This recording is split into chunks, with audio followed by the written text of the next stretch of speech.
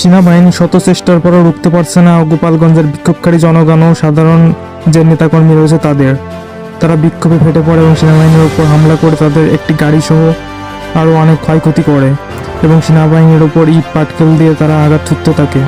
আজ আবারও বের করে বিক্ষোভ মিছিল, এতে অংশগ্রহণ করে সমস্ত গোপালগঞ্জের লোক এবং সমস্ত আওয়ামী লীগের নেতাকর্মীরা।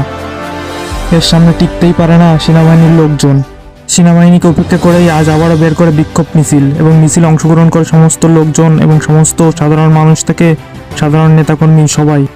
সেনাবাহিনী ও গোপালগঞ্জবাসীর সংঘর্ষের ফলে আহত হয় প্রায় 15 জনের মতো।